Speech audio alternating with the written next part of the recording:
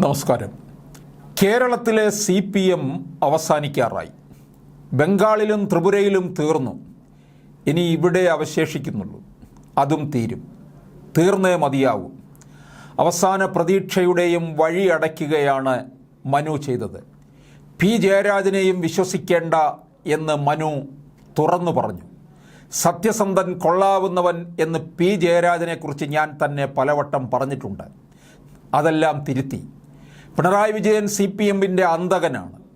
അന്ത്യകൂദാശ നടത്താനെത്തിയ ആളാണ് പിണറായി. മണിക് സർക്കാരാണ് ത്രിപുരയിൽ CPMനെ തീർത്തതെങ്കിൽ ഇവിടെ അതിനുള്ള നിയോഗം പിണറായിക്കാണ്.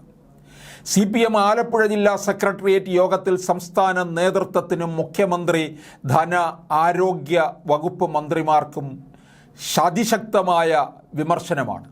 മന്ത്രിമാരുടെ പേരെടുത്ത് പറഞ്ഞായിരുന്നു പോരായ്മകൾ ചൂണ്ടിക്കാട്ടിയുള്ള വിമർശനം.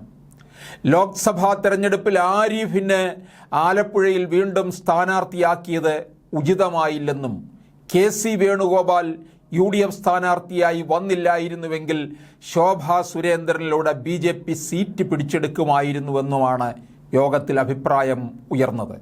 മത്സ്യത്തൊഴിലാളികളും കർഷക തൊഴിലാളികളും കയർ തൊഴിലാളികൾ ഉൾപ്പെടെ അടിസ്ഥാന വർഗം തെരഞ്ഞെടുപ്പിൽ ഇടതുപക്ഷത്തെ കൈവിട്ടു. വേണുഗോപാൽ മത്സരിച്ചില്ലായിരുന്നുവെങ്കിൽ ദുർബല സ്ഥാനാർത്ഥിയായ ആരിഫ് 3ാം സ്ഥാനത്തേക്ക് പിന്തള്ളപ്പെടുമായിരുന്നു. സ്ഥാനാർത്ഥി നിർണയത്തിൽ പാളിച്ച സംഭവിച്ചതോടെ തോൽവി ഉറപ്പായി. ആലപ്പുഴയിൽ തോമസ് ഐസക് മത്സരിക്കണമായിരുന്നു. മത്സരിക്കേണ്ടത് ഐസക്കോ സുധാകരനോ എന്ന് ജില്ലാ സെക്രട്ടേറിയറ്റ് നിർദ്ദേശിച്ചിരുന്നു.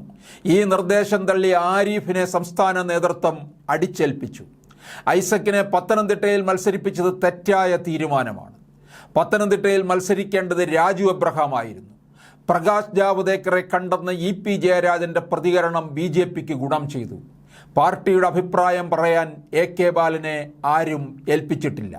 തെരഞ്ഞെടുപ്പ് ഫലപ്രഖ്യാപന ശേഷം വെള്ളാപ്പള്ളി നടേശൻ പറഞ്ഞതിൽ പിഴവില്ല. LDFന് ഈഴവ വോട്ടുകൾ മാത്രമല്ല നഷ്ടമായത്. കായംകുളത്തെ ആഭ്യന്തര പ്രശ്നങ്ങൾ പരിഹരിക്കുന്നതിൽ പാർട്ടിയിലെ ഉത്തരവാദിത്തപ്പെട്ട എല്ലാ ഘടകങ്ങളും പരാജയപ്പെട്ടു. MLAയുടെ പ്രവർത്തനവും തിരിച്ചടിയായി. പത്തിയൂരെ തിരിച്ചടി ഞെട്ടിക്കുന്നതായി. മുൻമന്ത്രി G. സുധാകരനിൽ നിന്നുണ്ടാകുന്നത് മുതിർന്ന നേതാവിന് യോജിക്കാത്ത പ്രതികരണങ്ങളാണ്. അത് സമൂഹത്തിലും പാർട്ടി പ്രവർത്തകരിലും ആശയക്കുഴപ്പമുണ്ടാക്കി.